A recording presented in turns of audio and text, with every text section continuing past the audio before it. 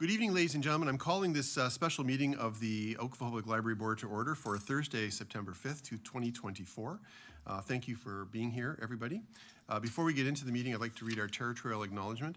The Oakville Public Library is situated on the Treaty Number 14 and Treaty Number 22 treaty lands and territory of the Mississaugas of the Credit First Nation and the traditional territory of the Huron-Wendat and the Haudenosaunee.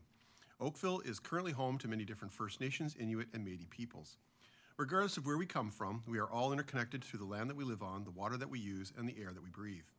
We are committed to a continuous learning journey in allyship. We seek to elevate Indigenous voices and lived experience to cultivate reconciliation in Oakville.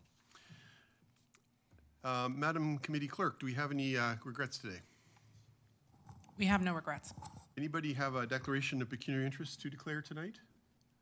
Not seeing any, we'll move along.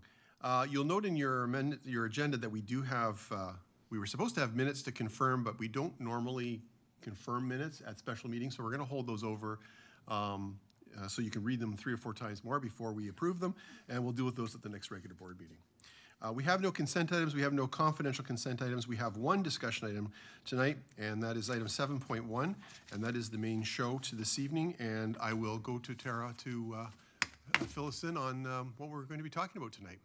Yeah, we're very excited to have representatives from Perkins & Will, the architects for the new Central Library project, with us tonight.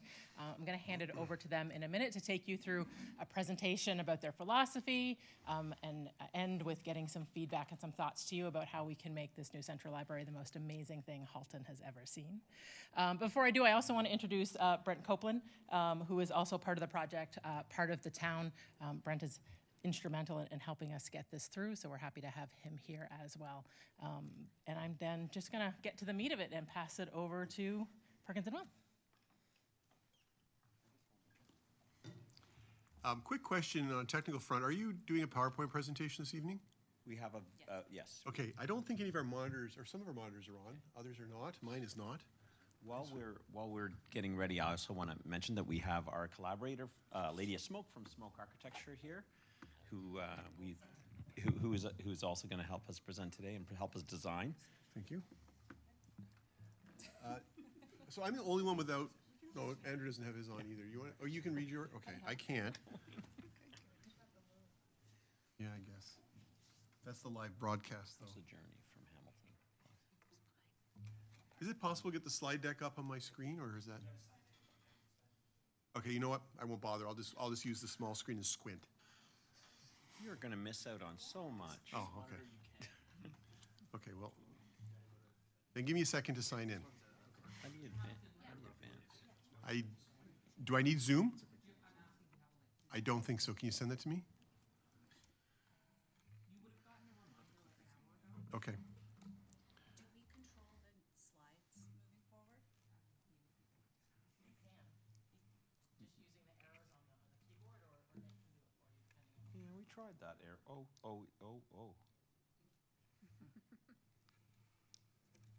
How did that happen? I don't know. That's how it happened. Okay. You know, Has everyone got the? You go ahead. I'm the only one without a screen. I'll have that. Oh, you don't either? It's not showing us.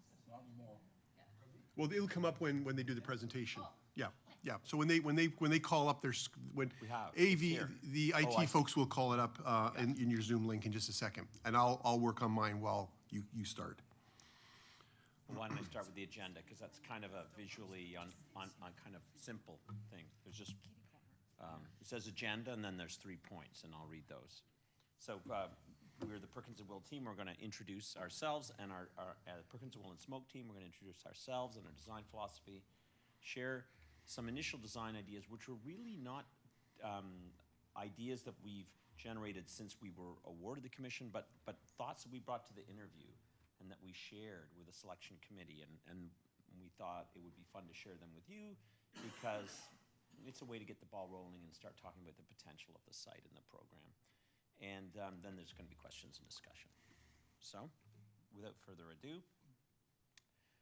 what we did when we put our team together, and this is the second time we've collaborated on with Smoke, so we thought rather than say I'm from Smoke and I'm from Perkins & Will, that we kind of put together a team which is integrated and really we kind of dissolve the boundaries between our two practices and talk about the attributes that each of the team members is going to bring to OPL and to the town of Oakville. So those characteristics were kind of reflected in the roles that we're taking on. So I'm Andrew Frontini. I'm the project principal in charge, noted for my kind of curiosity and interest in investigating the potential of sites and spaces. Maybe you go next, Eladia. Bonjour. Gejigaba Weekenders Nakas. Obishka Kangandonjaba, Wabishki Mayinganendodam. I'm a lady of smoke. Home community is Laxal First Nation, way up near Sioux Lookout. My other home community is Alderville First Nation on my dad's side and Winnipeg and Toronto on my mom's side. Really pleased to be Ashkabewis to this project, which means sort of almost a ceremonial connotation of helper and messenger. And I have the role of a project manager on this project, and so thinking about being prepared and kind of really hands-on and engaged on the project. So it's an image of me working in the wood shop on a project outside of the work. Michael's one of those guys who measures twice and cuts once, right? Yes. Yes. And I'm Amy Dermott. I'll be the lead architect on the project. And I bring a passion for library design to the team. I love engaging with the community, and that's an image of me during a children's engagement session for a small library project we did. And now with us today, Sheila Boudreau, who's with Spruce Labs, our landscape architect. And as you can tell, she's very caring, and she cares for the planet and for all things growing on it. And will bring a really unique insight into the landscape that we bring into this site. When we look at this site today, we don't really, it's just asphalt and a building, but there's this enormous potential, and we hope we'll show some of that potential as we go through these images. As a bit of housekeeping, just keep in mind the mic is right there, and we are broadcasting to literally tens of thousands, or at least 10. Yeah, and so that good point, because Yeah. you're not catching me, right? Yeah, we were catching your voice, but we weren't catching everybody else's voice. Yeah. So if we could just make sure we're cognizant of the 10 people watching, we would be appreciative. Great. Thank you. Good. So just a bit about us. Perkins & Will has a really robust library design portfolio going back decades. So in the last really decade, we've done 14 public libraries, 5 academic libraries, and for which we've received over 30 awards. And we've done a lot of work with the kind of library community, the Ontario Library Association, working with them as committee members, as juries on their Building Awards program, members of their planning committee for the annual Institute on the Library's Place, and many feasibilities and master plan studies for library systems. So not just libraries, but helping people think about their whole system. And we speak at many conferences, the Annual Institute of the Library's Place, OLA, and ALA, the American Library Association Conference, and the Designing Libraries Conference. So it's kind of part of a real passion, as Amy mentioned, that we have. And we can't wait to have the opportunity to design the next library. They don't come up every day, so we were really excited to win this. Our philosophy is one of co-creation, not just with our teams and with our partners at Smoke, but with you and the community in Oakville. And this picture just shows a workshop we did for the Wallace Emerson Community Center in Toronto, and really engaging the actual users through their daytime programming, kids in this case, to speculate on what the spaces of a park in Toronto might be attended to a community center. Our overall design philosophy is the living design philosophy, designing for life. And it's really a holistic approach that goes beyond traditional aspects of sustainability, but begins to look at how beauty and kind of conceptual clarity and the craft that goes into making a building tie into the traditional kind of pillars of sustainability that we all think about. And so you see we have this kind of flower which represents the kind of petals. These are the ingredients of good design for us. And you can see that community and inclusion, resilience, health and well-being, these things are all tied in, along with issues around energy use, water use, really helping natural species and humans live well in the spaces we design. And we bring that to really every project. And when we found that working with Smoke on the Dawes Road Library in Toronto, we found that there was just this really rich overlap between an Indigenous worldview about how we want to care and be stewards of the natural world and the built environment. And there's a real synergy there. So we kind of using different language to talk about some of the same ideas. So this might be a familiar one to some folks, the dish with one spoon treaty, also called the beaver bowl. It's the idea that the land that we share, this territory, is a dish that we have a responsibility to keep clean, take only what we need, and always leave some for others, so the dish is always going to be full.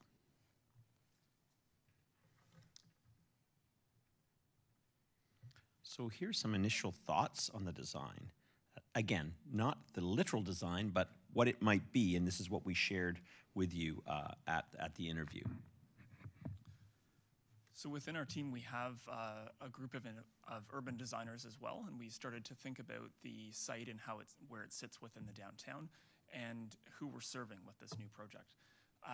So one thing that really jumped out is the number of children in the area, and I think that's already reflected in the existing branch, and we were really thinking about ways to kind of even bolster that more in the new branch. And then the immigrant population as well. So that's something that we looked at a lot with the Dawes Road Library, and spaces for individual study, group study, and spaces for gathering really became an important aspect of that project, and we think that's going to be an important thing here as well. As we zoomed in a little bit more on the site, we started to learn more about the cultural plan for this area of downtown, and the thing that we were really excited about was the flexible street proposal for George Street, and we think there's a great opportunity at the rear of the site to really tap into that and kind of draw more pedestrian traffic off of Lakeshore and really activate that part of downtown. And then zooming in even further, the connection to 16 Mile Creek is definitely the thing that really jumped out at us as something that we really want to make that connection back to. And right now, having that Randall Street and a kind of a barrier and quite a grade change, ways we've been thinking about doing that is getting up higher on the site, getting up on a terrace up on a second floor, and connecting it primarily from a visual point of view, and then bringing some of that greenery and landscape onto the building itself and site where we can. And then parking also is another big factor for the project, because there's a large number of spaces required and not a lot of footprint as well. So we were showing an example of our Albion Library project where there was an ambition to have a lot of public outdoor gathering spaces, but also parking. So the parking lot was designed in a flexible way to allow for weekend markets and different things to happen. So it's a parking lot when it needs to be, but when it's not a parking lot, it feels like a nice public space as well. So that we were trying to think about creative ways to program the rear of the site. And then, of course, balancing the need for heritage preservation, as well as really kind of signifying a new transformation to the site. Being a post office previously held a lot of meaning in the town and on that street. I think honoring that while at the same time announcing something new on the site is what we're really kind of looking to strike a balance between. And then I spoke about that a little bit in the view of the site plan, but I think this really kind of illustrates it here, just that barrier that's created and trying to get a vantage point from up above to be able to really connect to it. And then the things that we've been hearing about the existing branch, the reading nooks and the spaces for individual study are really popular. We see that at a lot of libraries, and trying to maximize those spaces where people feel a bit of ownership of the space and a nice view out to downtown or to a naturalized area. All of those things are really important. Outdoor gathering spaces, and then of course elements in the building that connect people to culture and the heritage of the areas is also a really important thing we want to integrate. So we sort of always like to speculate a bit about, the storytelling potential of architecture and landscape, and in this context and for these people. So, you know, we thought it's very interesting that you're on the creek. It was a post office. Now we're going to do a library. So we had this kind of question. Well, what connects those things? What do they have in common? How is a river like a letter, and vice versa? So, Lady, I don't know if you want to speak about this lovely image of this river, of this creek. Well, that element of water means so many things. It's where we all come from. We all emerge into this world through water, and water has a life of its own. They say water is life, and it always seeks out a life to help it nurture it and help it grow. So this history of being by the river is a really important one. And so if there's anything we can do to help lower perceptual barriers and bring the experience of the river back into the perception of your urban everyday life, we want to do that.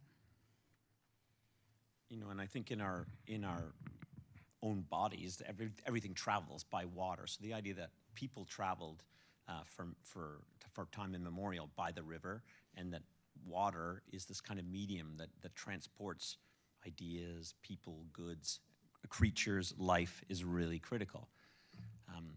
And we thought about, this actually is not the post office, the original post office in Oakville, but there was a little structure, you know, similar in scale. And we chose this picture because everyone is hanging out at the post office. The mail didn't come every day, it came weekly probably, and when it did, it was an event, and people came because news was going to be coming from other places. So that relationship between knowledge exchange and gathering, you know, started to impress upon us that the river would have provided that. People gathered at the river, people arrived by the river, but in another state, in this kind of nation-building idea of mail across the country or across continents, that system, the system of mail, was starting to have the same role. And of course, the library and the advent of digital information transfer, the library becomes a really important place.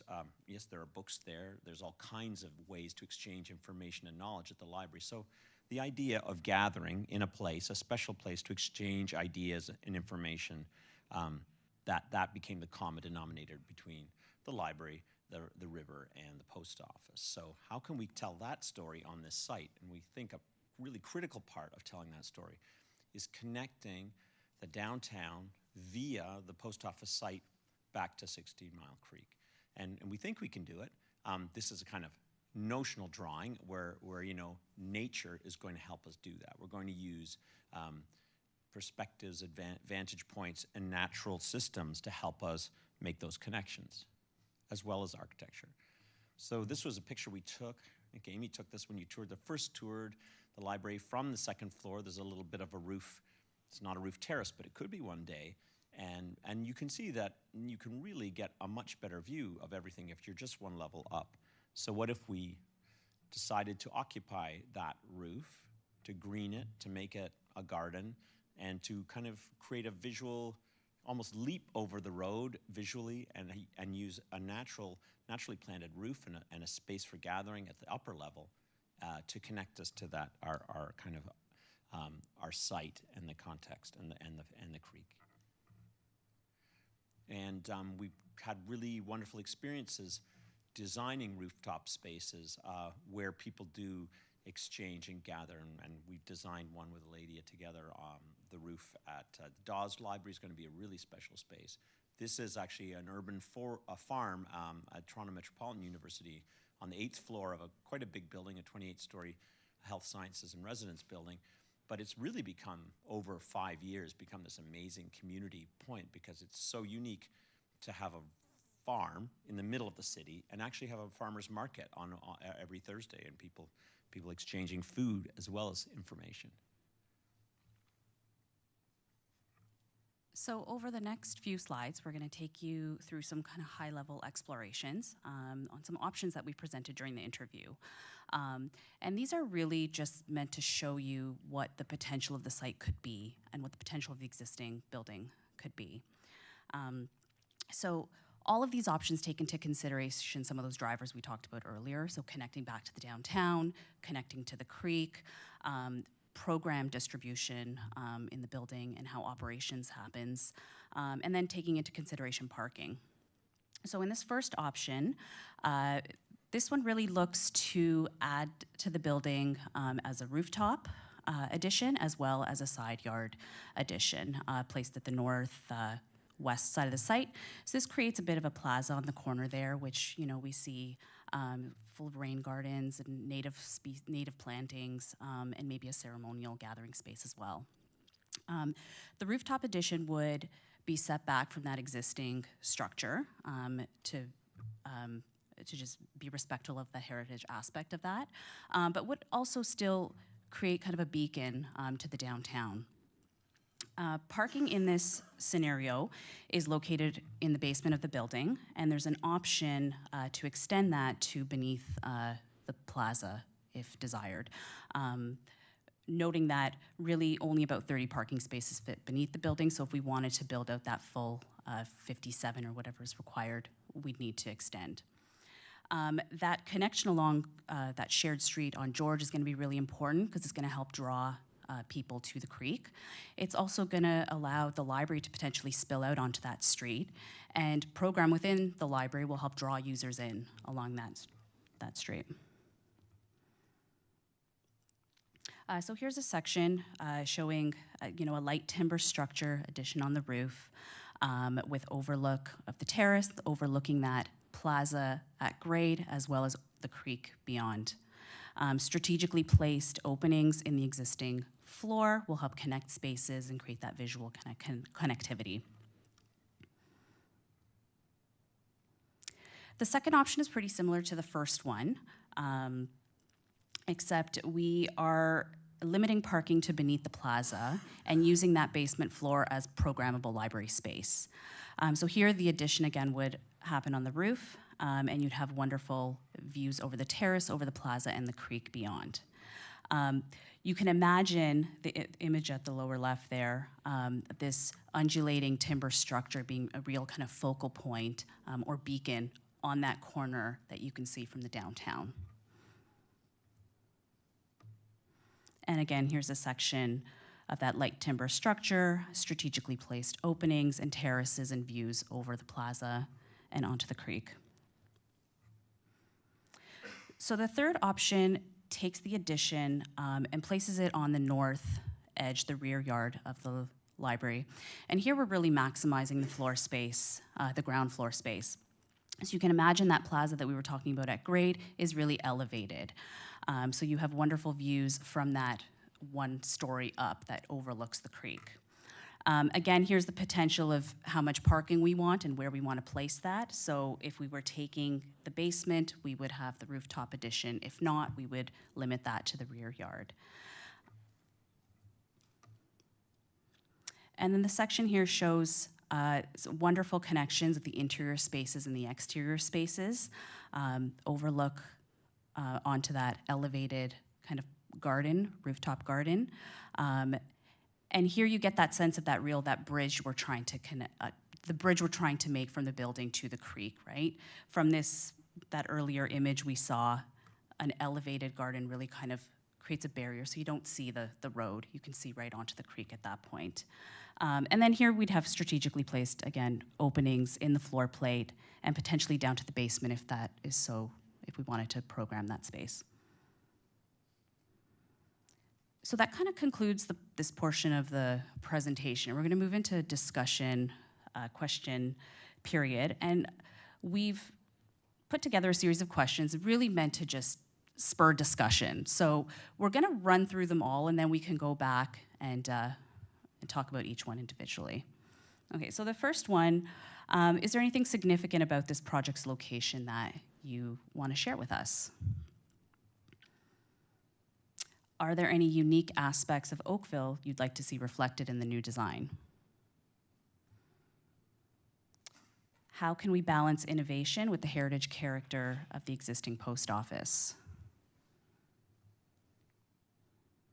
Are there any library trends or innovative approaches to library programming or partnerships that you've seen that you'd like to incorporate in this project? What feeling are you hoping that the new building will evoke, both inside and out? And is there a building that you visited recently that really kind of inspired you? Are there any land stewardship or sustainable design features that you're interested in exploring to use as education or inspiration for the community? And then, do you anticipate having any designated Indigenous spaces? And what do you see or hope could be featured in those spaces? And then thinking ahead, what can we do in this space today that will have a positive impact on our descendants 7 generations into the future? I think that's the last question. So, why don't we go back to the first question, and we can start from there. Who wants to start, members of the board? Bill. From what I understand, basically right at the bottom of, where the river is, basically below where the post office is now. That was, once upon a time, it was a village. It was an indigenous village. Is that right? That's my understanding anyway. And I was thinking, you're talking about, features of the space having to do with indigenous. I mean, that would be kind of cool to have something related to those people that lived there, long time ago. And I'm pretty sure that was that's where the indigenous people had a big village. I don't know, but I thought that was kind of cool.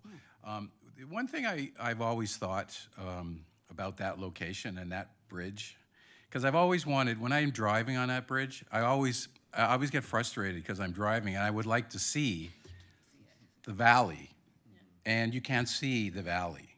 And I was thinking if we're going to have this, feature overlooking, it would be really great if somehow that bridge, the wall there could be something that you could actually see through, which might help the visual piece from the building. I don't know how, if you stand, will it be higher than the top of the existing post office? It might not. That depends on the option we go with. Yeah. But what we found is that from the second floor, you've got a great view of. Is that right? Yeah. Yeah, Okay. it's really stunning actually, what makes it more stunning is when you're at grade, you don't see it because of that barrier. Yeah. Oh yeah, for sure. It's For it's sure. a reveal, which is kind of is fun to work with architecturally. The idea of going up and all of a sudden, Yeah. that's revealed. Yeah, I think that would be fantastic because a lot of people, they just don't. When you're in downtown Oakville, you just don't get a good view of the river or anything down there, and that would be a great feature of the library. And I think it would actually bring people in just to see it. Sell tickets. Yeah. No, maybe not. Right. See, Rebecca has all the answers. Anyway, thank you. Go ahead.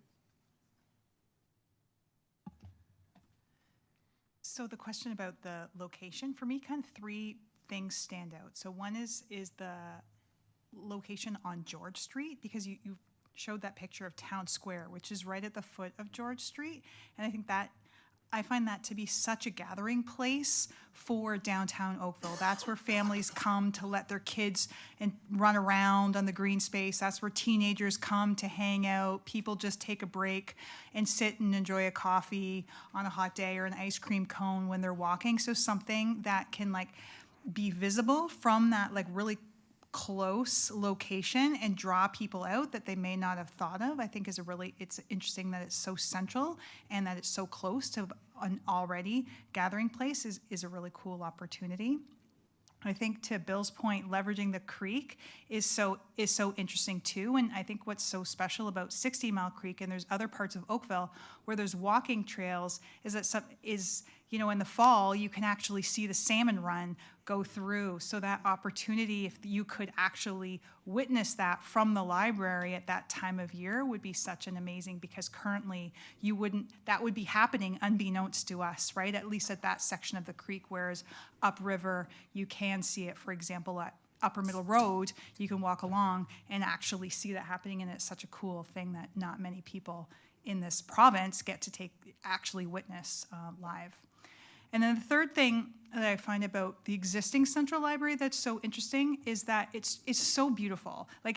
That's what always compels me, is that we have a lot of our existing libraries are part of community centers, and they're just really concrete jungles. They're part of a parking lot. They're close to a busy street. They don't have the beauty. Whereas what's so great about I find with our existing Central Library is it's set back. There's so many beautiful gardens. It's just so gorgeous. You just see people taking pictures. You just want to be there, and you see people out, and it just feels like you're in this little oasis in a city. So to have something that has is maybe set back from traffic, it doesn't have that noise, has built into that nature and those gardens, makes it even more of a special place. Thanks, Meredith. Rebecca. Oh, little button on the side, on the right-hand side. Be careful with that, that's my chair. There you go. Thank you. I also had 3 things. Number 1, I loved the nod to it being a post office. I have 3 family members that are all posties, and they often tell stories about that way that posties go from house to house, and they really are the gatherers, not just the deliverers of information, but the gatherers of information, and then share it from house to house. So I love the incorporation of that, combined with the Indigenous elements that could be there, and your nod and acknowledgement of the elderly population, I think, in that area. I think that history and just respect and all of those things to both the actual population that's there, and Bill said, the Indigenous people that lived there before, I think all of those things. And then you didn't really talk about it, but you did maybe a little bit at the beginning, was the nod to sustainability and the environmental aspects of it, just with the respect of the creek and just bringing in those environmental aspects. I think we have, like Meredith said, a lot of other locations that are kind of concrete jungles, and so to be able to have this garden space and not a lot of land around it, but an acknowledgement of that, and I think would be really special. Thank you. Ray. Okay, I think I'm on here. Just a couple of comments with respect to the location, and you're probably aware of it. There are 3 historical buildings that are wrapped around that site, and that's one is the radial station, and there's this Masonic Hall, and then there's the old fire hall. And they're all 3 red brick buildings. I think it's important if we can have some kind of continuity with respect to those historical sites for the building. With all due respect, that building, I think the post office was built in early 60s, if I'm not mistaken.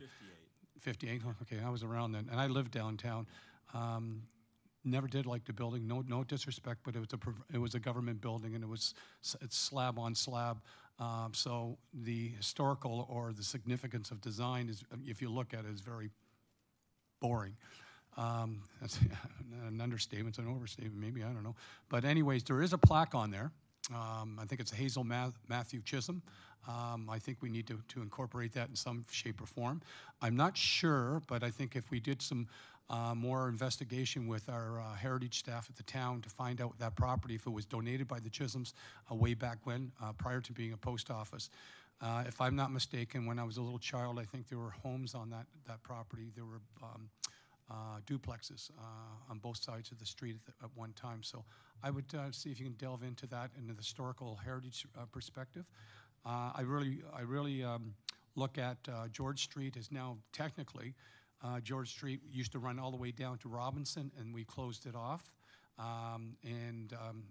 We put in, during the Millennium celebrations, we put the clock in, and we designed that for a people-centric area. I'd love to see that move right up the street. We have enough entrances and exits on Lakeshore. We have, I got to remember all the streets that go down to Lakeshore. Maybe we can close that off and run it right up to the library. To me, that makes sense, and then green it up as much as you can. The river itself, looking at the river in the fall and winter, there's not much there. And if we're going to do it, we've got our parks people to start planting a lot of vegetation down there in those areas, because it's water. It's a water area, a lot of swamp. There's not a lot of what I call good growth, but again, that's another time to look at that, to look at what we can put in new species of plant materials to expand our visual with respect to the library.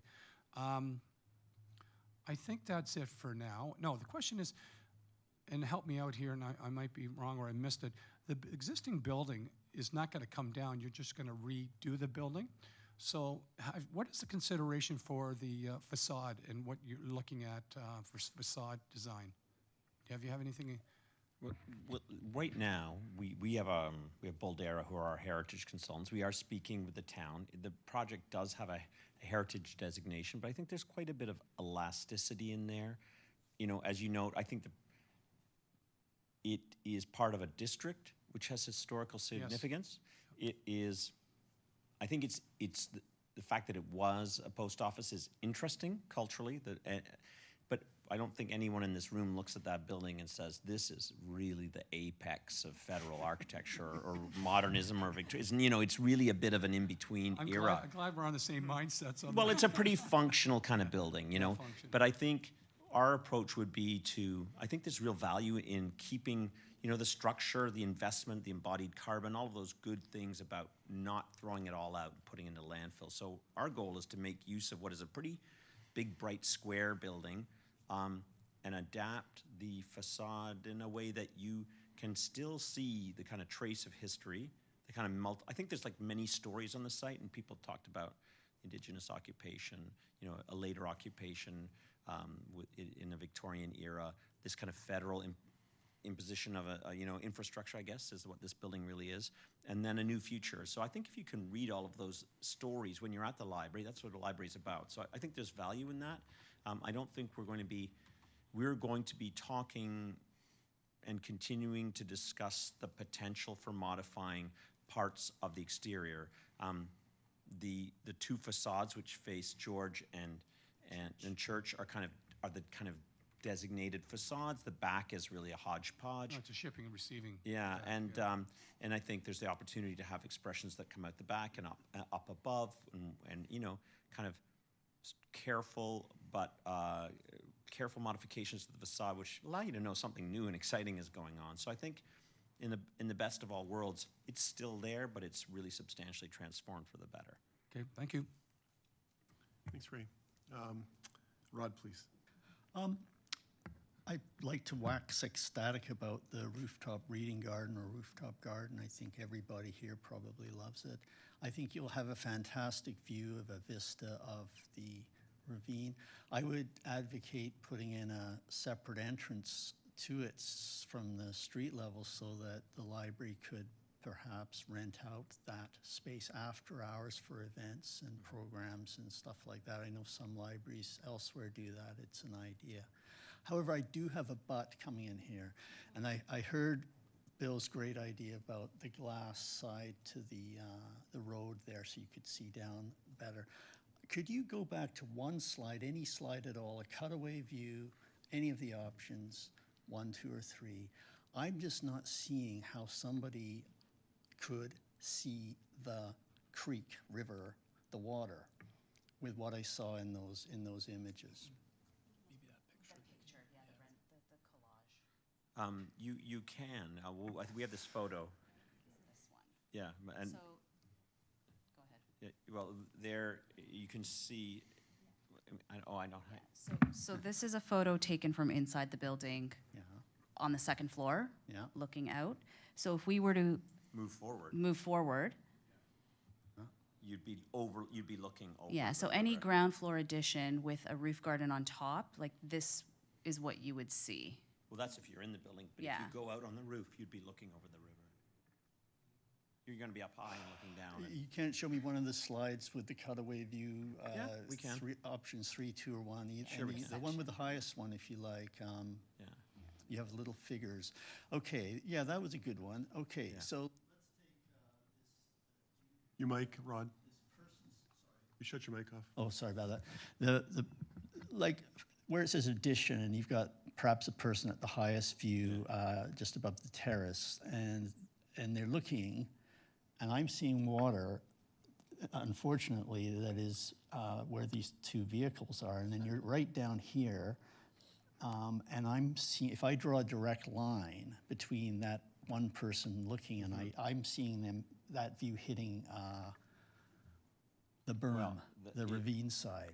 Well, a couple of things. One, Okay. this is not a hydrologically precise drawing. I mean, the water's there as a sign. But the other thing too is that the river, and you were speaking, Bill, about the settlement at this location.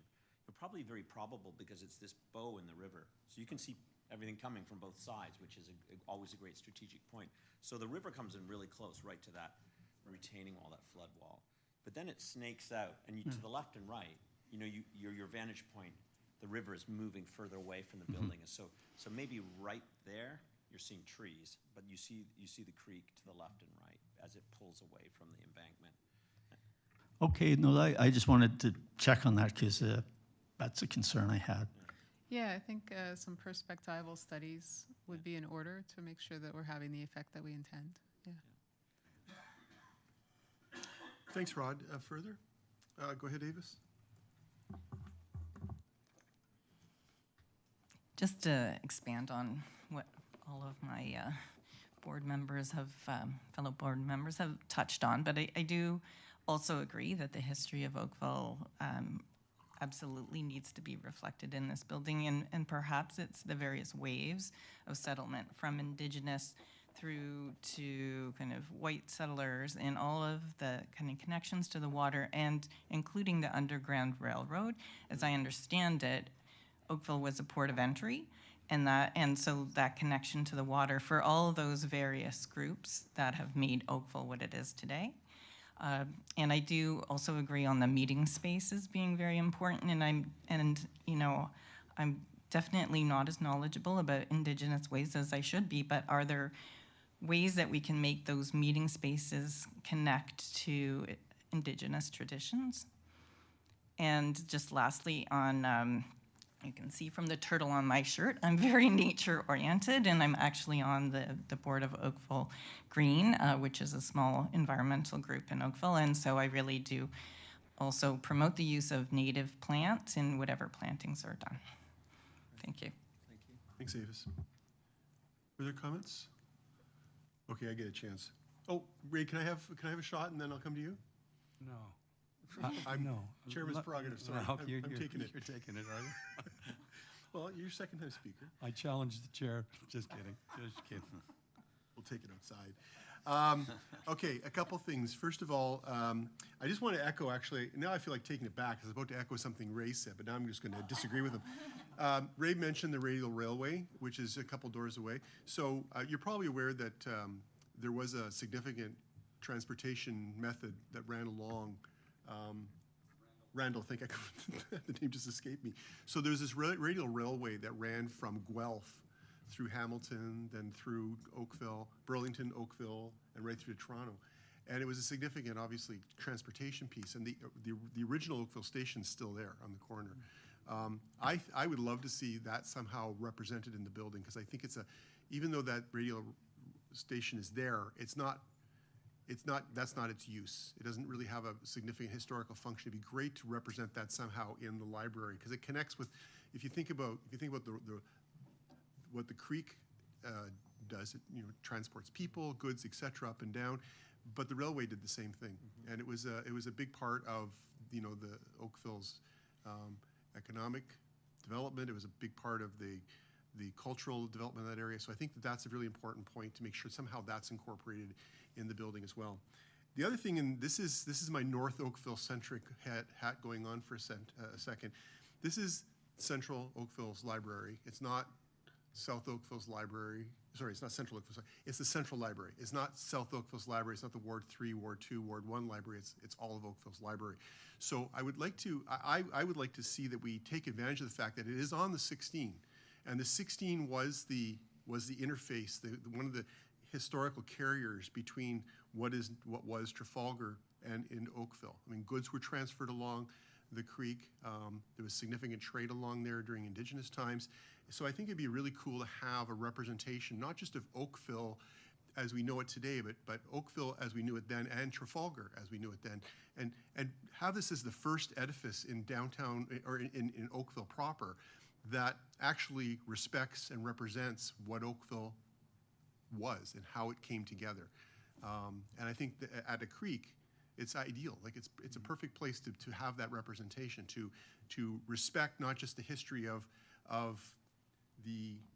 original town of Oakville, but to represent what Oakville, the components that made up Oakville over time. So those are two pieces I'd love to see represented.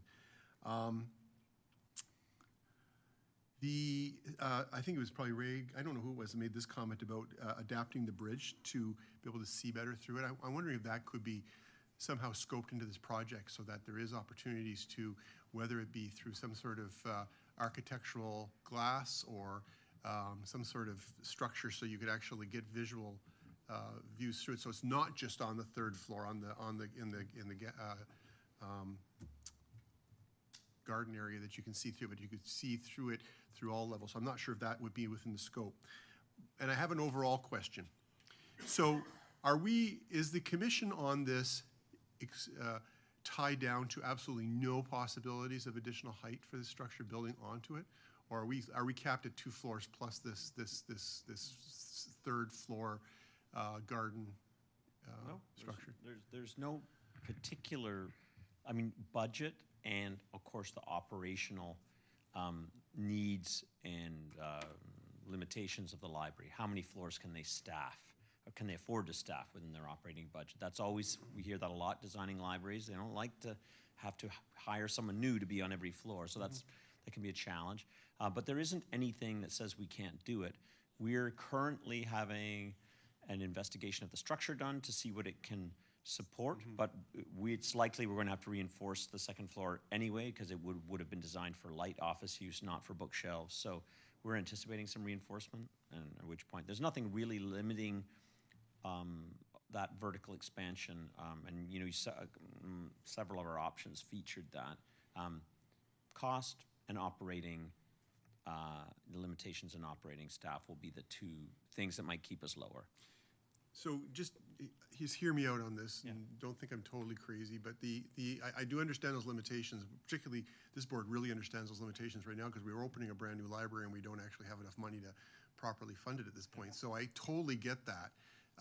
But my thinking is, first of all, I was on council when we spent $11 million buying this building, and we had grand ideas about this property or what this property was going to entail, and they included like parking and some sort of commercial interface. I just feel that we're kind of missing the boat by leaving this at 2 floors on such valuable property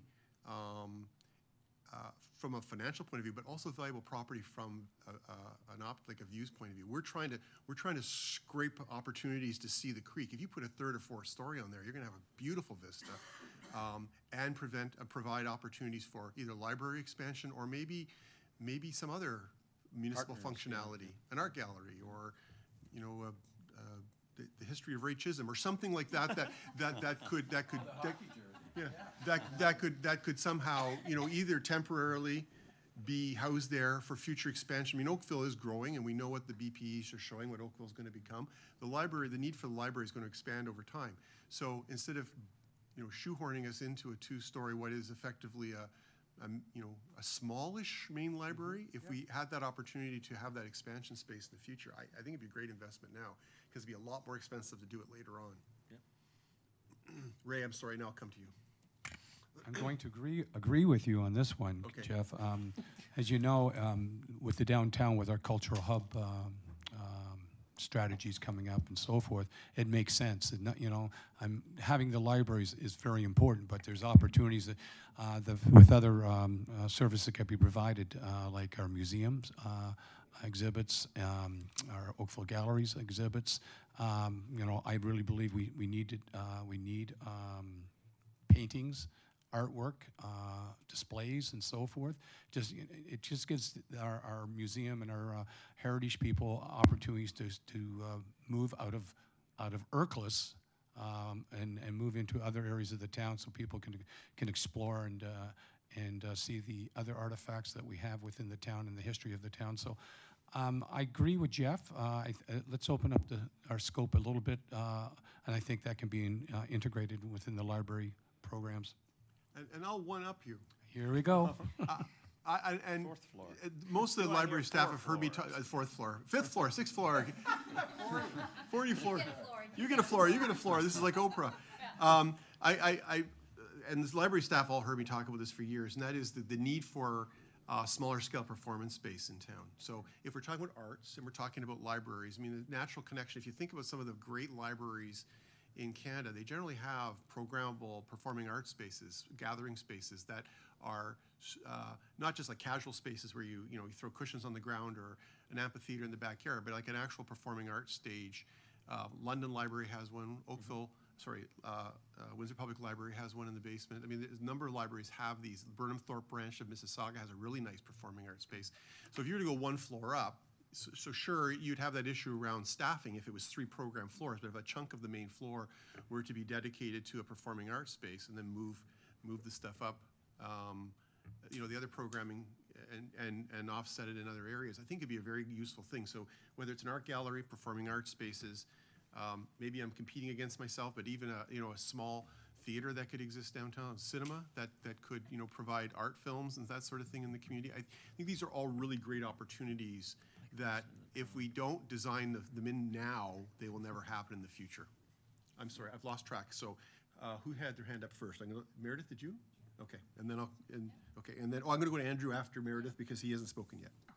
Just on your point of the performing arts space, currently at the Central Library, there's an auditorium. So maybe there's a question for the staff, was the auditorium at Central well used? And is that sort of one of the requirements in the design to have an auditorium as part of this space? Yeah, so one of the things we have requested is an auditorium/event space, because the auditorium is extremely well used in Central, and for those of you who have been in there, it's a very unfortunate space at the moment, and it is well used. So imagine if we had a beautiful space, what we could do with that. So that's definitely been one of the requirements that we've put forward. Thank you. Andrew, you're first-time speaker. Thanks. Wonderful presentation, first off. And I know we've got a little bit away from the initial question, but just coming back to it, is there anything significant about this project's location? Go be the great vice chair. There you go. I love the idea of connecting people to both George Street and also to Randall and sort of to the broader river valley there, Creek Valley, sorry. It occurs to me this is actually almost perfectly situated at the outermost portion of the bow in the river. Is my mic on? So it's sort of with the ideas that I'm hearing, I love the performing arts idea as well, and connecting people to the river, just to bring more traffic up into that area, I think is really crucial. It really opens up Randall Street, which is a little bit drab right now. It's sort of, the backs of some buildings, but this being centrally located at that point in the river, sort of in the midpoint of the bridge and up from George Street, I think it's a wonderful opportunity for all the reasons that have been described to make that a gathering place for people. So I'm strongly in favor of that. Additionally, I want to understand better the requirements for parking.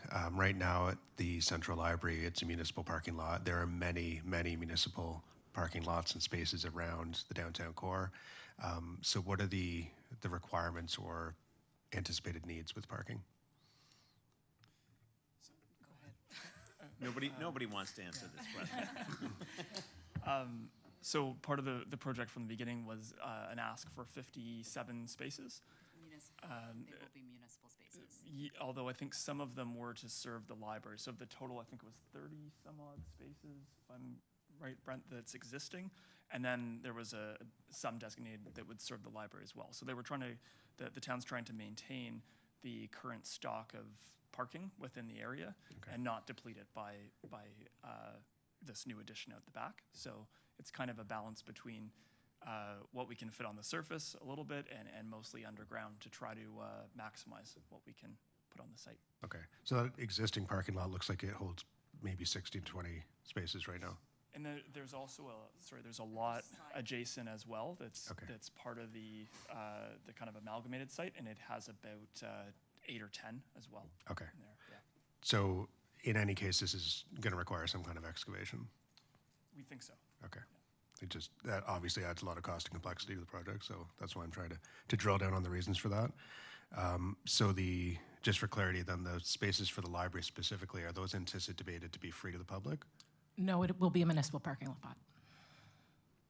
Okay, so sorry, what was the...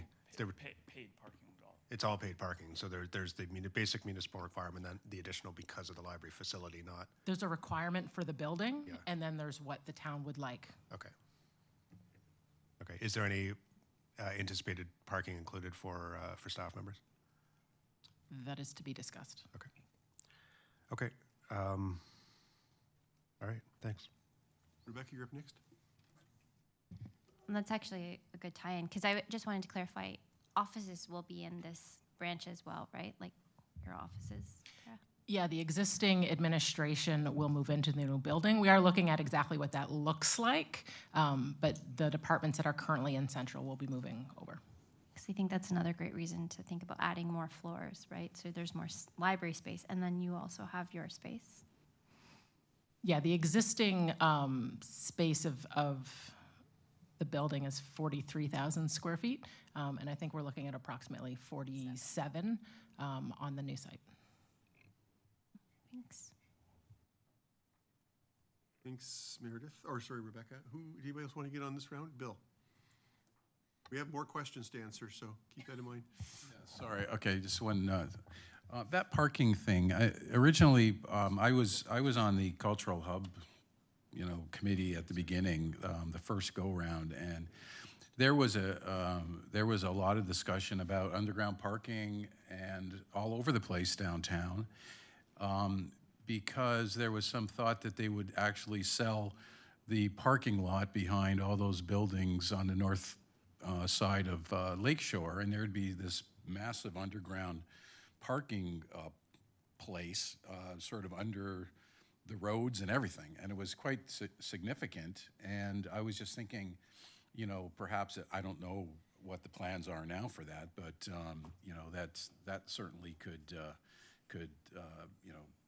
house a lot of the parking for the library, since it would be right there, from what I understand. So, anyway. Ray? Just to add to that comment from Bill, any developments are happening in our growth areas, if it's office space, retail, or wholesale, the requirements, they have to go underground parking. There's no more surface parking. Land values are so high, they got to go underground, and we're dealing with that now on Kerr Street with development, and you're going underground, folks. So there we go. Just a bit of historical context. I mean, when we bought that building, it was bought in part to help create more parking downtown. So there was a concept where it would be some sort of commercial space on the main floor, maybe second floor, and then above that parking or below. I mean, it was very hypothetical, but it was one of the justifications that council made or used to purchase and land bank effectively a very expensive property, which was, when you look at it today, it was a really good investment. I mean, that's worth a lot more than $11 million today, but that was always part of the plan. So, I mean, the library being in there was not part of the original plan. That wasn't why we acquired the property. Just a bit of historical. And I want to just basically give one more thumbs up to something that Ray said. This is getting silly. And yeah, I know. I'm also not, and I don't really understand how this building is designated, to be honest with you. It is a nondescript period Dominion building created for public service offices. I love post offices. Like we have a really great first post office already preserved in Lakeside Park, is it? Yeah. I guess that is a piece of something that has to be considered here, but I just think we could do so much better than that rather boring structure. I'm going to get a lot of bad mail about this, but I feel very like if we're going to create a really beautiful space, like I came back from Halifax recently, and I was just joking with you about this at the trough back there. I came back from Halifax recently, and I can't see libraries anymore without seeing that one in my mind and how beautiful it was and what a tremendous asset it was for the community. And then when I think about that, I juxtapose it against walking up to, this. Now I'm sure you'll make it look great, but the architecture of those buildings was not award-winning. No. To say the least. I mean, if it was a 1920s Dominion building, maybe it'd be better because it'd be like gargoyles and scrolls and things like that. But this was Pretty functional. Pretty functional. Yeah. Very, very, very, very pedestrian. Rebecca, did you have a comment before we go to the next question? sorry, and it was just to go back to the parking and the underground parking, and just because of all the, and I'm sure, again, this will be very structurally sound, but near water and knowing all the water damage that happened at the current location at Central, is it a concern to build underground parking? And is that maybe one of the concerns that came up when talking about underground before? Yeah, I don't know. Well, there is a required setback, like a top of bank line that we have to stay outside of. But really, we're going to have to start to look into studies and some investigation into the site to see what the conditions are below grade before we would really know. But it's one of those things, until you start to dig, you don't really know what you're going to find. So, yeah. The water damage was related to the HVAC system, wasn't it? Yeah, it wasn't related to the bank, yeah. Well, if it's any reassurance, the existing basement of the post office is bone dry. Oh. Yeah, yeah. So I don't think there's a water issue per se. As you get closer to the creek, definitely, but that's quite a high embankment though, I mean, I think. But yeah, we'll be doing some testing. Some boreholes are coming. We thought it'd be good to change, like go inside, you know, and ask a different question, just for fun, just because I think there's so many, we're getting such good feedback, there are a lot of rich ideas, and I'd hate to miss out on some of these other questions. So, is it okay if we change questions? Yeah, no, I was ready to go. Yeah. So the next question is on the screen. We skipped a couple of questions actually because I felt kind of touched I on felt we that. touched on a lot of kind of Oakville urban historical issues related to the site. So the next one's really about particular trends or innovative approaches to library programming. Partnerships. And partnerships, yeah. And we touched a bit on this ideas of performance art, but you know, let's. You went to Halifax. That's got some really rich programming. Well, Halifax and London, there's a number of great library spaces that we could really get some great ideas from. Okay, question, who wants to start with this one? Rebecca. I think tying in a lot of those like environmental elements that you already talked about, like into the library itself, will be really awesome. Another library that I love right now is one in Kitchener. And I need to find out exactly what I loved about it because I just saw it, but I cannot remember. But I will get back to you. Road trip to Kitchener. Yeah. Okay, Meredith, you're up next. For me, what really stands out, again, I love the existing Central area. I have so many great memories. And about specifically when my kids were young, like just having the standalone children's floor, that it's not like a corner of a library, it's a really ample space. It was lots of hands-on stuff that kids could explore. And so when I think of like design elements or partnerships, really like having that focus on like the children's area and an area where parents can bring their young kids to just like let them explore is honestly, it's such a godsend to so many parents that just need a place to take their kids for free. Thank you. Further? Michael, isn't that your daughter in this picture here? It is. This is the really impressive makerspace we did at Georgina recently, opening day. Nice. Well, since nobody else is volunteering, I'll give you one, and that is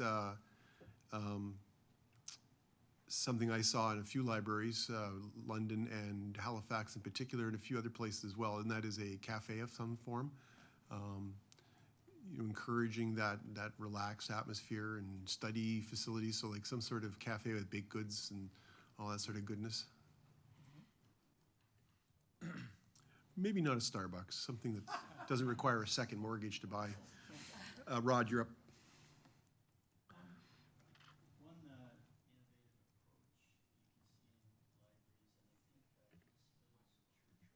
Your mic, Rod mic. No. Oh, there you go. Now you're on. Oh, now you're off. Now you're on. I'm on again. You're All on right. again. On again, off again. Just look for the red light on the microphone itself. All right. Okay. One innovative approach that a lot of libraries are doing, newer ones that have been built more recently, and I think an example is Innisfil's Churchill branch, is the shelves are no longer fixed whatsoever. They're on wheels. So whenever the library holds an event or a program, or perhaps they're holding an event and program, it turns out there's a much higher demand than they anticipated, they can basically trundle all that off to one side and hold an event or a program. It's a great way to combine the old, which is the books, but it's still in demand. But when necessary, they can be moved aside easily. And I think it would be a good thing, I'm sure you've already thought of this, but it would be a good idea to put it in on any of the floors that have collections of books. Yeah, and that's become, we do that, we're seeing that more and more, and a lot of the libraries are, at least a portion of the collection will be on wheels. Great. Yeah.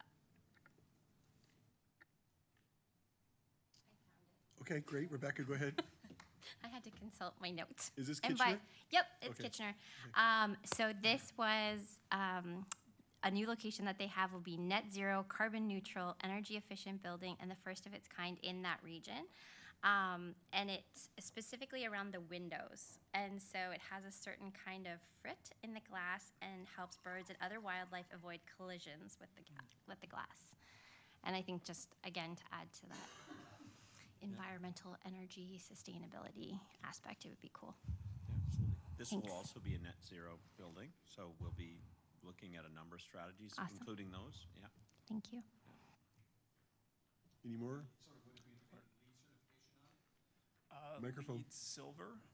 LEED silver is required, and I think it's, the town strategy is a net zero ready, if I'm getting that right. It's not full certification on net zero, but looking at strategies within that framework that make sense on a site-by-site basis. That's what happened at the fire hall most recently, is that kind of model. Further feedback on this question? I'm not seeing, I think we talked about some of this actually in that longer diatribe before, so we may have actually gone past this one too. Oh, nice. Yeah. You can't see? What feeling are you hoping that the new building will evoke both inside and outside? Is there a building you visited recently that inspires you? Avis. That counts, sort of.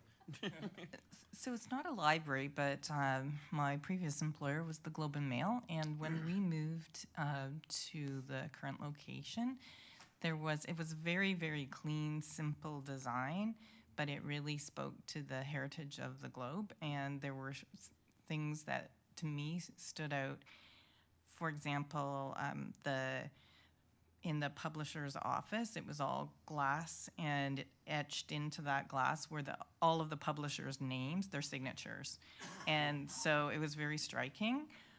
There was a wall in our kind of eating space that, because of the location of the Globe, it was like the Port of Toronto, basically. So it had, I think it was just like a vinyl overlay, but it looked like a stencil that was maybe 30 feet long of an old map of the Port of Toronto, and so there was a connection to where we were located.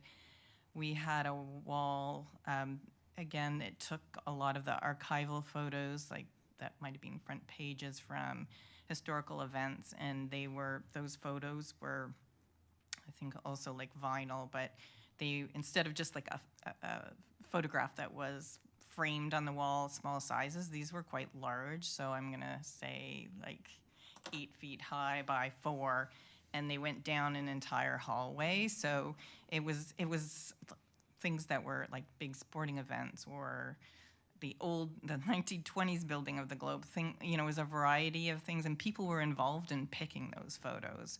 So there was some engagement factor in that. And then we had some very traditional things, like just big cases that had old typewriters and things that spoke to what the Globe was, again, the history of the Globe.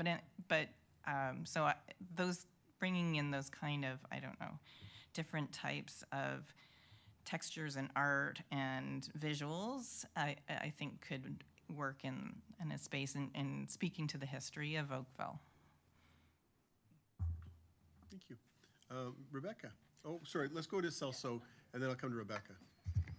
So from an inspiration perspective, I think what inspires me is open, bright spaces. And I wonder if the existing building is going to constrain you from achieving that, right? So when you get into a place where there's fewer walls, it's like you can see everything, windows all over the place, there's sunlight no matter which way you come. And we kind of see that in the new design of the 16-mile library, for example, and some other buildings. In addition, I'll give you an example of an airport, right? So when you go to an airport, it's people all over the place, and then counters and movement. But Vancouver was able to do something completely different with their airport by bringing nature elements into the design of the, like even water and sculptures and that's right.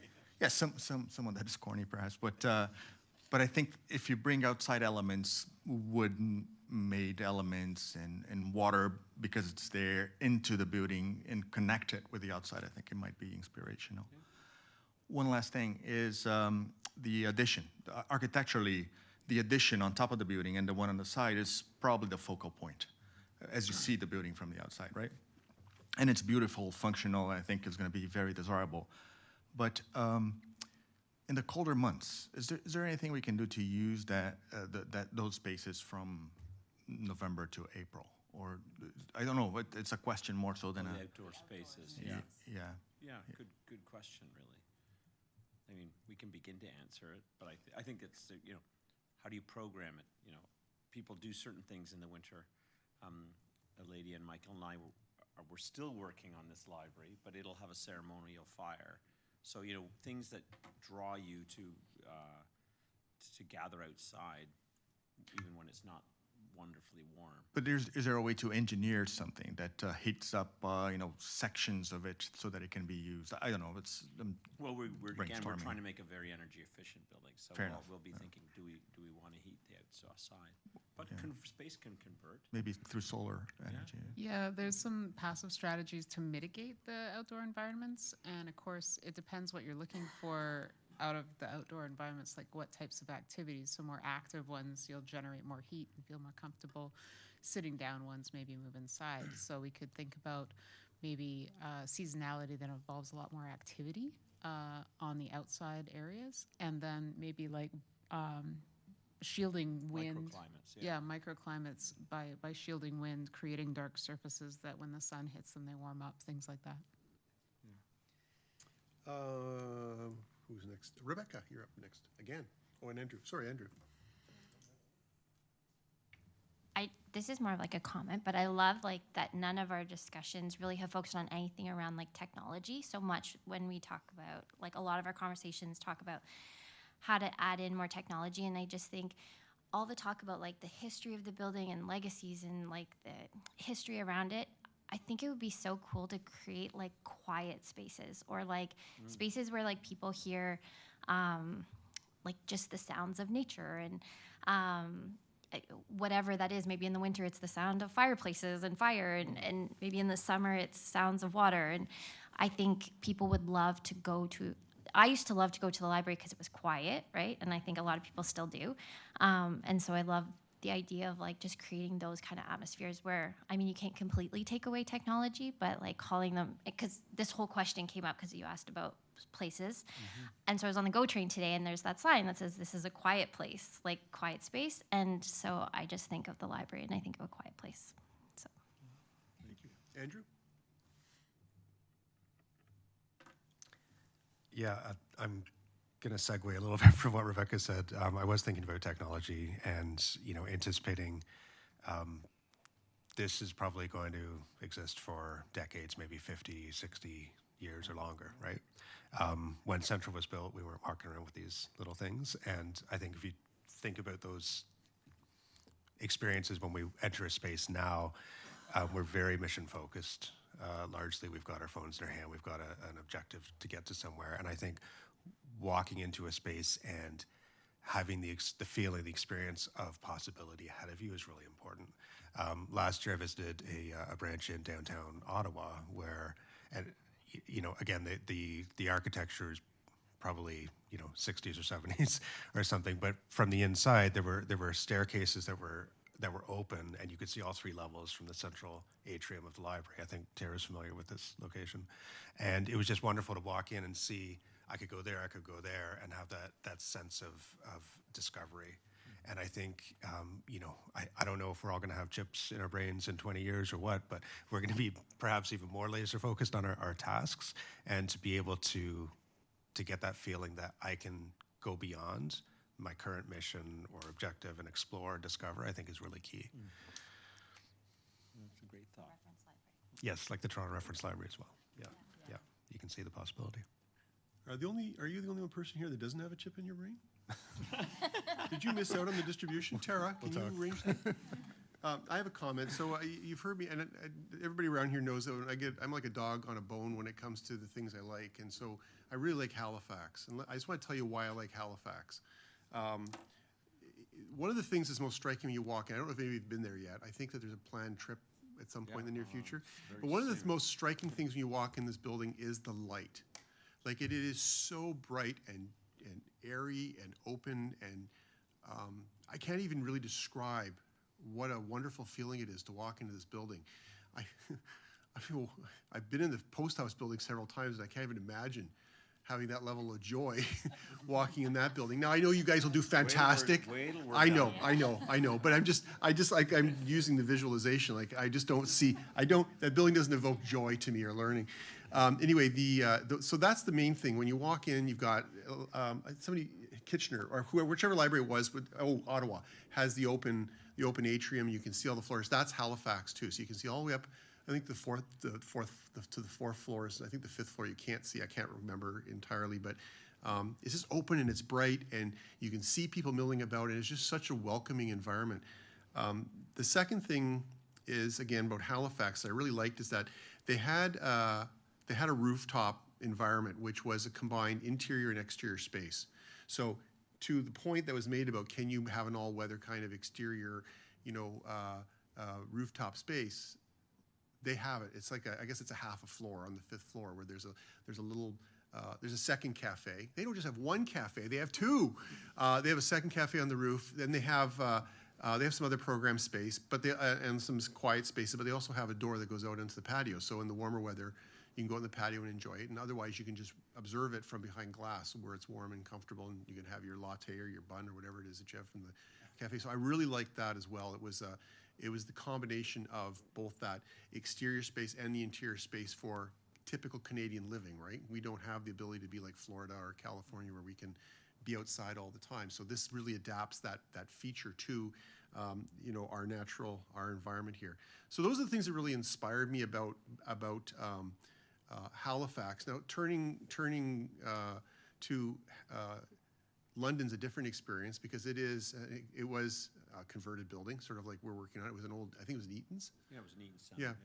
So it's not as bright and airy and cheerful, but what inspired me there was that all of the different and very unique features that this place had. It had the garage band program, and it had the little performing arts theater, and it had a really nice cafe. It had so many, it almost felt like, it was a shopping center. It still felt a bit like a shopping center. It felt very familiar in the sense that when you went in there, you kind of felt like you were maybe in an Eaton's, but it's an Eaton's for books, right? And it just had that really cool vibe to it, that it was like you were in a shopping mall for resources, and it was a kind of a different vibe, but an interesting vibe. But Halifax to me is now the gold standard. I got to go somewhere else now, so I can stop talking about Halifax. But Calgary, I understand, is probably my next trip. I need to go out and see Calgary because that's the one I hear is really spectacular as well. And Los Angeles is one I'd like to go to.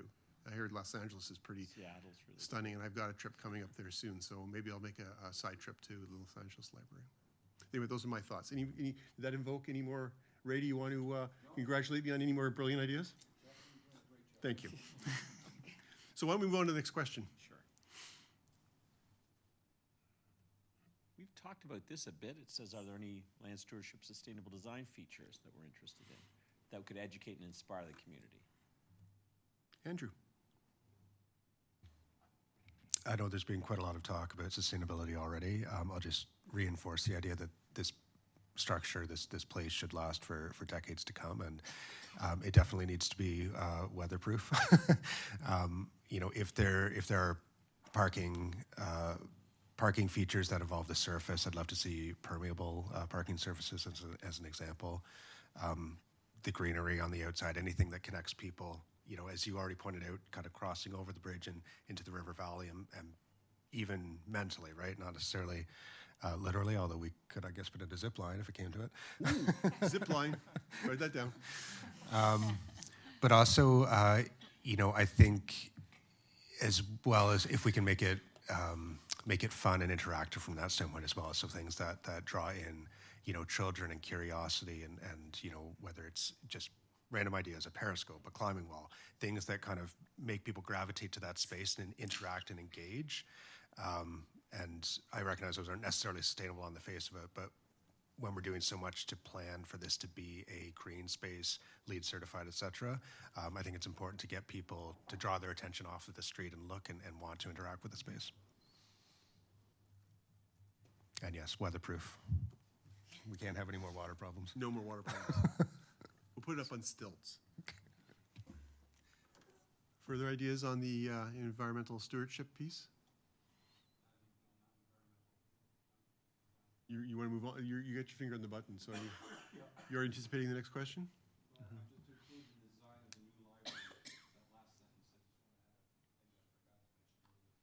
Yeah, quickly, yep.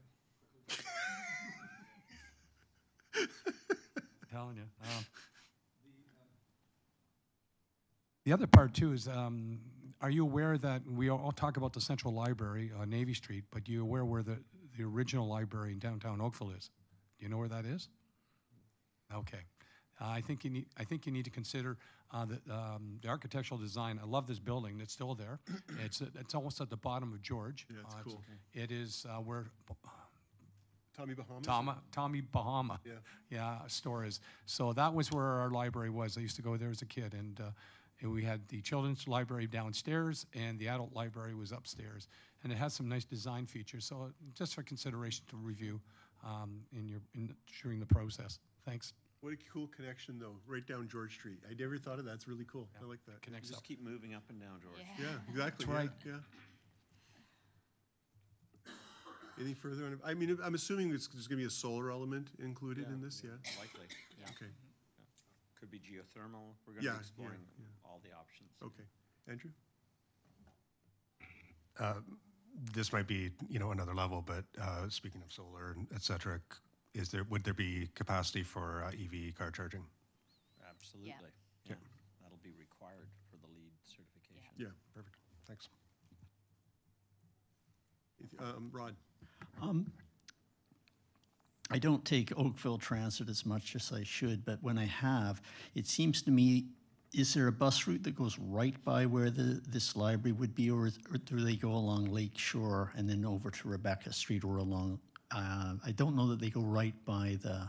There's a terminal kitty corner to this library branch, the downtown terminals there. One goes down Randall. All right, okay. Yeah. But there's a terminus kitty corner to this. Is there not, Ray? I think it's gone. Oh, is it gone? I don't think so. How long I've been on a bus. But I know there's stops along Randall. Yeah. All right, well, I guess my point was simply that we need to make sure there is a bus stop right close to this library and work with the town or whoever we need to make sure that happens, because you don't want everybody coming by car. You actually do want people coming by transit, including all those people who might be moving into that one area of Oakville by Trafalgar and the QE or the 403 that don't have many services if it's built as planned, because this will be their local library. It'll more open up for the kids too in town, particularly we in town where we have free transit for children, so, and seniors. Anything further on the environmental stewardship piece, sustainability piece? Not seeing anything. Okay. Do you anticipate having any designated Indigenous spaces? The answer is yes. The lady, maybe you want to speak a bit about the consultation we're hoping to do too. All right, so I hear the library now has a representative. We're going to start liaising, and that's really exciting. We have an engagement plan. We're going to be speaking to community leaders and partnerships that the library holds with local Indigenous entities. So we're really excited to start asking those questions, because every single time I listen to Indigenous folks, I learn something amazing and new. And so some of the ideas that we've heard from past projects, past experiences, we'll bring that through as well. I guess Dawes Road would be an example of that. Some of them inspired the overall approach to the building as a whole as well. It wasn't sort of just one spot. The narrative in that library was it involved a connection to sky, bringing that access down to feel that connection to earth, and integrating the landscaped areas, as you've been mentioning, with a feeling of continuity inside and outside, especially at that rooftop garden, which you also mentioned. They had this kind of, I don't know, well, a little bit sad rooftop garden, but it was so well used. They were out there all the time. You could tell there were, equipment and toys. And so we thought, oh, that's going to be really, really great for them to have this space that has a little more plant life, more seating areas, and the possibility of a sacred fire, which is amazing. In Toronto has recognized that these ceremonial fires, they haven't been allowed in urban spaces before, so now the recognition is there and they're starting to become more possible. So that's going to be tremendous, not having to go for a fire permit every single time you need to do a ceremony. And it connects to a roundhouse space right beside there so that you can fluidly come inside, outside, and then there's a space to have a feast, a community kitchen that can double as a learning kitchen if you have nutritional programming. And so the whole little complex is really going to flow to open up the door to all kinds of different activities.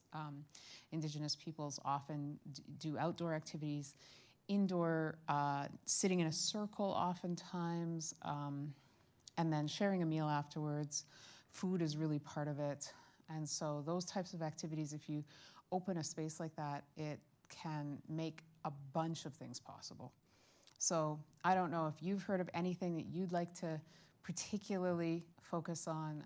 We'd love to hear it from you, and we're going to be hearing it from Indigenous representatives from your community as well. Can you describe what we're seeing on this slide? The representation here, which I think represents some form of Indigenous feature. Can you describe what that is a little bit? That's just exactly what I was talking about. So that sacred fire circle. So that's surrounded by, as you were saying, Indigenous plantings, so all the native plantings, the native species that help pollinators and make us feel at home. And just in the background there, you can see the edge of that roundhouse. So this roundhouse element it lends itself to the types of ceremonies and groupings that we often do.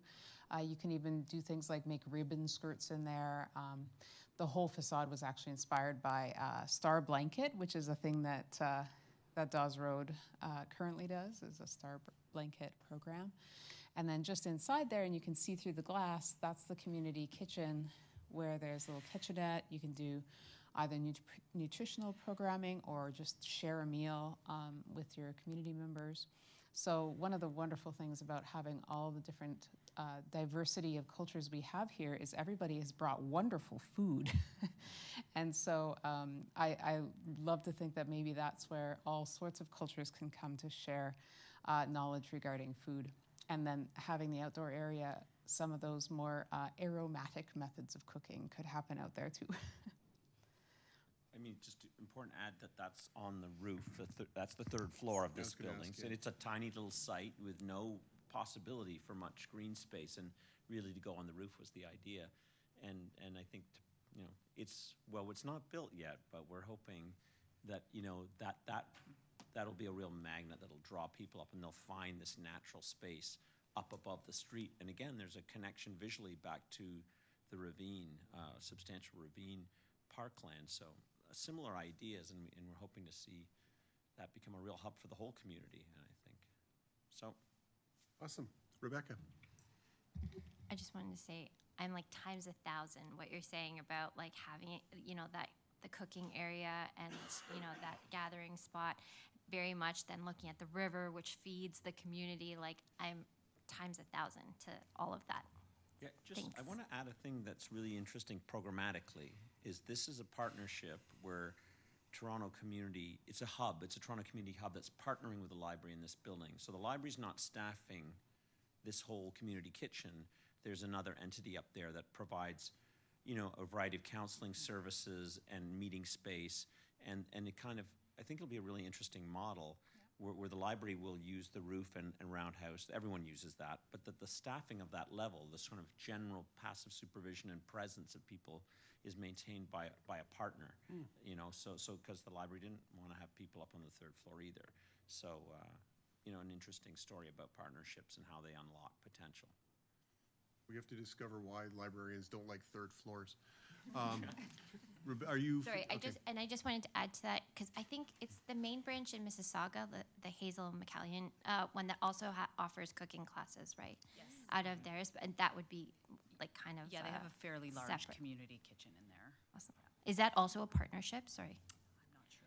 Yeah, because I know, like, sorry, Bill. I know in some of our other branches, we're very interested in terms of partnerships with partnering with community partners that help, you know, with the food bank and, you know, offering food. So that would be like a nice extension of things that we're already doing in some of our other branches. Before I go to Bill, do you know, are those kitchens or community kitchens, are they well utilized? I can speak to the ones at the library. I mean, I haven't checked in with Mississauga, but that's just part of their renovation, so that's relatively new. Edmonton has a community kitchen that is extremely well used. Okay. Now has its own staff. So it has its own department that runs it, and so they'll run sessions like 8 ways to cook a cabbage, which again speaks to sustainability, but also, you know, financial equity. But they'll also have chefs from all the best restaurants come in and teach macaron classes. And so I do know that model's been a great success, but in part because they created their own department to run it. That's amazing. Okay, Bill, you're up, and then Ray. So that community kitchen idea is, Jeff, you were talking about this would be a library for all of Oakville, Yeah. as opposed to just the folks down here. Yeah. Because, yeah, I mean, you know, there's a lot of, you know, ethnic diversity in this town, and this would be an opportunity for them to you know, actually participate with the rest of Oakville, and I think that would be really cool. You know, integrating everybody together, I think that would be a good idea. Well, there's no greater unifier than food, Right. especially for me. Yeah, but you're popcorn, so That's I true. don't know, yeah. Ray, you're up next. Thank you.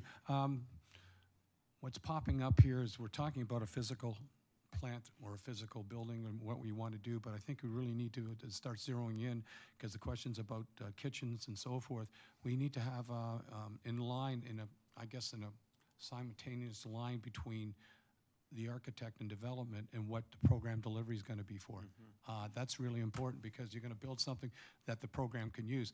One of the, you know, look back in history, unfortunately what's happened, we build buildings, especially in recreation fields and so forth, we build buildings for certain activities and so forth, but we never put storage in. And it's always been a fundamental problem in all our buildings throughout the years. And, you know, you want to run these programs or service delivery, and unfortunately you just don't have the flexible space and storage. So, you know, I hate to say it, storage is really important in buildings. And notwithstanding is that, you know, we're talking partnerships. That service delivery model is appropriate, but it needs to have a lot of work done to it, and who does what and who's responsible for. I think Jeff made the point is that, you know, it's not all library staff are going to be running all programs. They would facilitate the space and so forth and work with them. It could be the YMCA might be running a program there, or the town of Oakville Parks and the Recreation Department. There could be all kinds of social services from the Halton region. So we really need to understand, and I guess I direct that to Tara, working with the consultants and so forth and the architects, and what kind of delivery we want to establish in that new building as a central library. So that's really important how we put that together. So I just leave it as that. No, agreed, and we do have some outstanding partnerships, but we are somewhat constrained by our current building. So that does give an opportunity, and we will be having focus groups with a lot of our community partners to provide them the opportunity of what they would like to see and what are the constraints they see within our buildings. That'll allow them to actually create more robust partnerships where they can deliver their full slate of programming within our spaces, which is a bit more challenging at the moment, just given the current state of Central. So we take your point for sure. Third floor. Further on this point? Nope. All right, thinking ahead, what can we do in this space today that will have a positive impact for our descendants 7 generations into the future? Storage. Come on, storage. Storage? Storage, no. Our descendants will want storage, that's for sure. Rebecca? I was just going to say, I think Andrew kind of addressed this earlier, just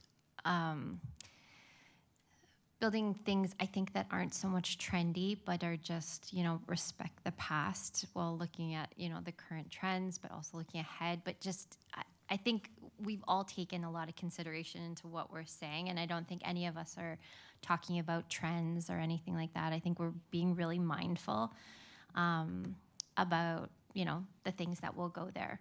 And a lot of us, like everyone, has shared good, solid memories of what they have with the current Central Branch. And so I think that affinity and affection that we have for that will hopefully translate over to this new building as well.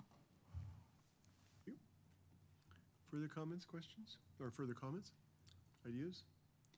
Okay, I've got one, and this touches back to what I said earlier, talking about what our descendants would want beyond more space to store stuff. The ability to be able to expand in the existing footprint without having to, raise the building or otherwise spend, gazillion dollars doing it. I mean, I think of the hospital.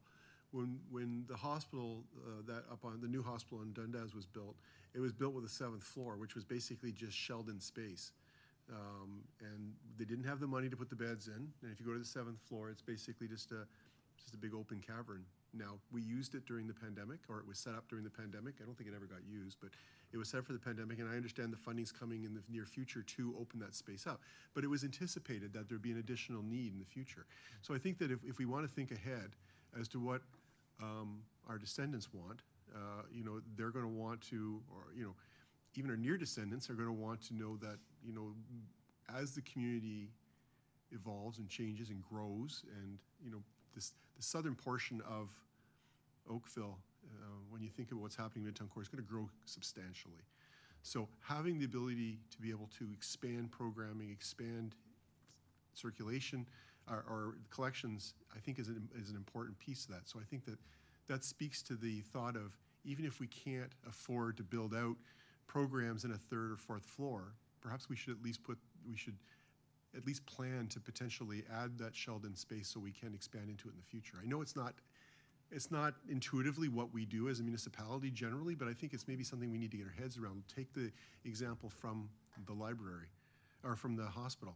And then the other thing is, don't buy whatever roofing system that the Ontario Science Centre apparently bought. That was a political comment. It's not gone yet, but apparently it's leaving. Ray? Your comments are well-founded, Jeff, but the concern I have is that we're landlocked. That property is very small. So, maybe in 30 years or whatever year it is, we might have outgrown that site. But again, we have other sites for their libraries. But again, we've got to be realistic of what you can put on that site in the future for expansion. And I think the only way you're going to go is up, and you won't be going out and wide. So I just keep that under our belts for the future. Thank you. Did I see a hand over here, Meredith? Sorry, Rebecca. That's okay. I think Changing that sides on me. just to add to the idea of space, what I love, like what we've talked about a lot too, is that the library is increasingly looking to push more services out to the community. And so I think when we think about like how maybe constrained we are with space, I think thinking about like the services that it's going to push out from that location is also really key, as it becomes more of like a distribution center, maybe like a post office, like where it's not just about storage. It's about like what can we have there that acts as kind of like a hub, and the rest is like spokes, that just kind of come out from it. And I think that's a trend, like without calling it a trend, that we're seeing increasingly so become like part of the library. Thanks, Rebecca. Any further, Bill? So your point about the you know, being able to sort of grow these, you know, thinking ahead. I mean, from what I've been reading, isn't Oakville supposed to be somewhere around 500,000 by 2050? Yeah, the BPEs are showing substantial growth in, you know, in the next 25 years. Yeah. So, I mean, there's going to be like tremendous pressure on all of these institutions in this town. And you're right, we kind of need to think ahead and sort of prepare for that because, you know, as you said, Ray, everything's going up. And so, I don't know, it's an important piece that, you know, maybe we should spend more time on these things. Yeah, I mean, my point on this is like, again, this is like an incredibly valuable piece of real estate. You know, we bought it with the vision of being able to create some great space for use of Oakville. I mean, in this case, it was a combination of commercial and parking space, but it was still great space that supported the community. I feel badly about the idea of constraining this property to 2 levels. It's such a waste of the air rights, like the ability to be able to go. And I know it's going to be a budgetary issue at the end of the day that they're going to say, you know, somebody's going to have to make the decision: are we going to spend the money to shell in space or provide more space for, you know, different community groups to come together to offer, you know, bannock cooking classes or something? I mean, these are all going to be decisions we're going to have to make. But I think we need to be very we need to be very much aware of the loss of potential by lock, because once you lock this in with 2 floors, I mean, chances are, especially if you put that really nice piece on the roof, chances of actually going up in the future are next to nothing. So we either do it now or we probably have to not consider it in the future. So it would be, I think it'd be great to get that on the table right off the get-go. And again, even if we expand services that are not as staff dependent, like again, performing arts space, that's not really a hugely staff dependent space, right? You know, an auditorium is used when it's booked, and it's usually, you know, just supervised, and so you don't have a half dozen librarians running around. A community kitchen, if it was, you know, provided and made available to the different food banks in town and the different cultural organizations in town, again, that's not staff dependent. So if we provide these spaces, they could always be changed in the future. But if you have that inventory of space available, then you've got so much future potential for our descendants, or even, you know, like I said, our near descendants, because the growth is going to be happening rapidly. Most of the people around this table will still be library patrons as this town approaches, you know, 500,000 people. So, yes, Celso. So if you look 30 years back, right, 94, I think computers are probably a novelty at a time, and you can't think of a library without computers these days.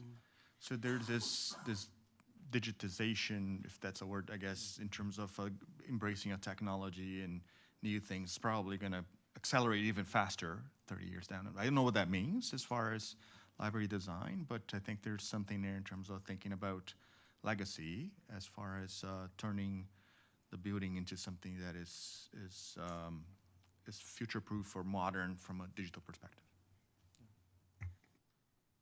Put in lots of conduits.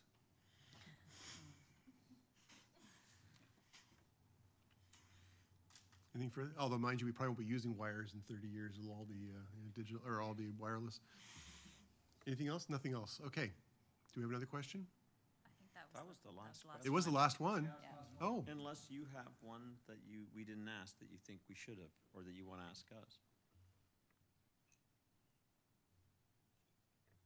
Any further comments or just free-form comments? Yep, go ahead, Rebecca. I'm just, the options that you presented, you said were part of, like, you know, when you were bidding. What's the next step? I guess that's my only question. Do we see like other options, you know, that include like multiple floors, like that kind of thing? Yeah. We are charged to generate two options, which our commission entails 2 options at a conceptual and schematic level, and you'll be seeing those and commenting on them. I don't know, maybe one of them will have 3 stories, I'm not sure. But yeah, so you will be seeing, and we are going into a concept design phase now where we're actually going to generate probably 3 options internally, winnow those down to 2, and then you'll be seeing those. So there's going to be lots of activity. We've kind of been setting the stage and gathering information, but we're going to start getting the pencils out again and getting into it, so. Yeah. So you'll be Do you have a seeing sense of timeline, or is that a Tara thing? I was just gonna, yeah, you'll be seeing that before the end of the year. Okay. Yeah, and Tara is going to, I don't know where Tara went. Oh, there she is. I think Tara was going to speak about engagement and the schedule of meetings that's coming up. Anything If there further? aren't further questions, yeah. Anything further, board, before we thank our guests? Okay, well, on behalf of the library board, thank you for taking the time to come and speak to us and solicit our feedback. I hope it was helpful. Yeah, it was very interesting and inspiring. Yeah. Okay, great. So, Tara, did you want to, we look forward to seeing you again. Let me put it that way. This is a very important project to this board. It's a very important project to the town. I can tell you as a counselor, we're already starting to get emails and questions about it now that it's, since your award hit the newspaper, I've certainly been getting a lot of feedback on it. And so it's going to become very topical over the next couple months, I would suspect, in particular. So we look forward to the updates and some more opportunities to comment. Thank you. Thank you. Thank you so much. Thank you. Well, you got applause. Yeah, we got This one is clap. this is not an easy board. Yeah, one board member clapping. That's a big thing. That was a big thing. She was the she's our Rebecca's our designated clapper, just so you know. Yeah. No, I heard three. There's three. There's three. Yes. I will be providing a high-level timeline as part of the September 18th CEO update, where I go over this project as a whole. So we are still working on the exact timelines for when they're going to come back. Some of that will directly relate to the public consultation, which I'm about to talk about. But I will give some high-level pieces, but board consultation is a continuing piece throughout that. So I did want to highlight that this is actually the first step in our public consultation. And then, oh, it went away. We will be launching a public survey next Wednesday, so keep an eye out for that. It'll go out through our socials. If you could continue to push that out through your networks, that will be appreciated. We're going to also leverage our partners and the resident associations to get that out to as many people as possible. We also took a strong look at the survey that we put out earlier in the year through the master plan and made sure that these questions were different, right? So we gave Perkins and Will all the responses we got from the master plan, and so these are really more on the line with what you saw today.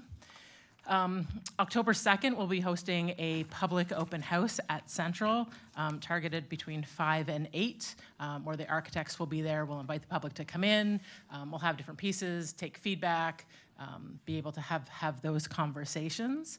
And then we do have a number of different targeted engagements. So as I mentioned, we will be having different focus group sessions with our community organizations. We have over 100 on the list. So we're really hoping to get a solid turnout for them to get a really clear understanding of what they're hoping for in those spaces. We're going to leverage our youth library leader groups, who you met one of them in the next coming weeks. We're going to lure them in with pizza and get their thoughts about what they'd like to see in the space. And as Amy kind of highlighted in one of her images, we're also going to incorporate consultation into children's programming over the next month through our Crafternoon programs that we host with school-age children. They'll be given all kinds of different materials and tools and asked to envision spaces that they're hoping for in a public library that can then be used. We're also going to host a private donor and prospective donor event, and as Eladia spoke to, the Indigenous consultation. So I just wanted to highlight 3 key dates, and I will follow up with all of you about these. But September 27th is when we're going to host the donor open house at Central. We're still working on the time, but if you can attend, having you all present when we're speaking to donors goes a really long way. We think there's the possibility of raising some solid money around Central, which would then expand our opportunity to do some really amazing things within these spaces. The October 2nd open house, again, always lovely if you come out. And the other thing I wanted to highlight, and we're really excited about it, it was hinted here a little bit, is George Farrow is the original architect of Central and Centennial Square, and Ron Bard is the sculptor who did those iron gates. And so they've graciously agreed to come in and sit down with Andrew and actually have a conversation about how Central started and hopefully end up with where it's going. And we think it's a really amazing way to tie the history to the future. So we're really excited about that event. So keep October 9th in your calendar as well. But again, I will send these out, but wanted to let you know that these are 3 major events that we're really hoping that you'll be present for. That's very exciting. Thank you for that update. Members of the board, any further questions or comments before we receive this item? Not seeing any. Can I get a motion to receive the verbal presentation tonight? Thank you, Rebecca, and somebody over here, Ray, thank you. All in favor? That's carried. Members of the board, we don't have any confidential discussion items, and is there any new business to come before the board tonight? I don't think there typically should be new business at a special meeting, but in case anybody has any burning thoughts. Nope. Okay, well, moving along. The next meeting, our regular board meeting, is held on Wednesday, September 18th, 2024, right here in the council chambers at 7 p.m., so I hope everybody can be there. And with that, I will look for a motion to adjourn. No, this will be Wednesday. We had to move it to Wednesday. Oh, really? Yeah, no problem. Yeah. Motion to adjourn. I saw Andrew's hand go up, I think, and Rebecca's hand. All in favor? This meeting is adjourned. Thank you. And thank you again to our consultants. That was an awesome presentation. Thank you so much.